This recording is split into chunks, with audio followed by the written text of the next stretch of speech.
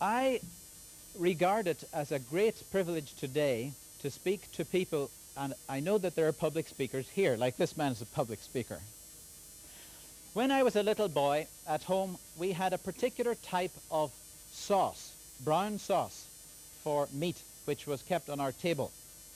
And in the United Kingdom, if you make a product for the royal family, you are allowed to write that on the product. You see? It has a little sign that says, "We make this for the royal family."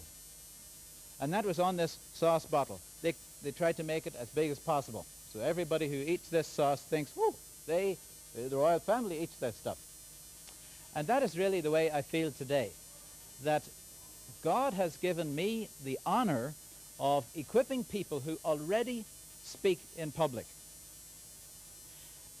And I think that's a wonderful thing.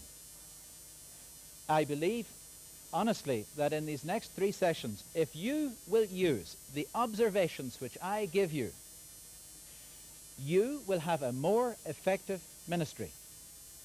Speaking to the same people you already speak to, and with no particular change in yourself, you can have perhaps 20 or 30% more effective ministry. Well, that is a great deal, isn't it?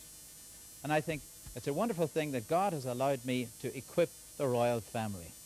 Really, that's a great thing. Joe asked me, does it bother me that there are great public speakers here? It doesn't bother me at all. No, that's actually why I'm here, because you are good, and there's nothing like investing in good people.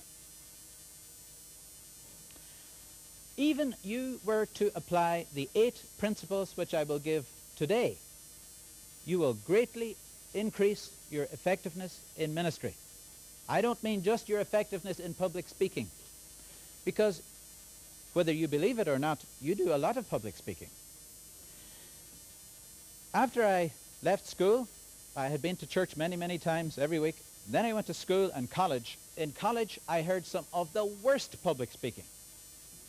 Because when you teach in primary school, you need special training. When you teach in secondary school, you need 1 year of training in my country. And when you teach at a university, you get no training at all. You just come with a doctorate, and they let you loose on the general public.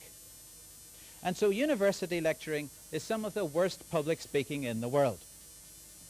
At the end of my time in university, I met friends from Campus Crusade, as it then was. This was in my last term of my last year. And it so happens that the staff of this movement whom I first met were excellent public speakers.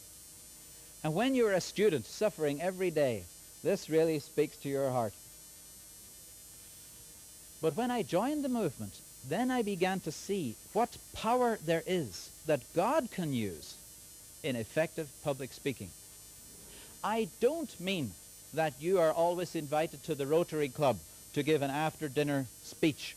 That is one kind of public speaking. But you also speak to Bible study groups, even small groups. You speak to supporters. Perhaps you teach in Sunday school, or you have evangelistic talks with students, or you speak in church, one of the most difficult places, because it's the place where people are used to going to sleep. It's like preaching in someone's bedroom. So let's start these 8 points. Point number 1 on your sheet is that the spoken word is different from the printed word, from the written word. That is why when you read a book made from some preacher's messages, just transcripts of his messages, the book often appears a little silly. It appears to repeat itself and have silly jokes, because the printed and the spoken word is different. Also, the other way around, when you have a man speaking and he is reading and reading and reading, wow, this is very heavy. So the printed and the spoken word are 2 different things. So understand exactly what I am saying here. We are today talking about writing for public speaking, not writing to be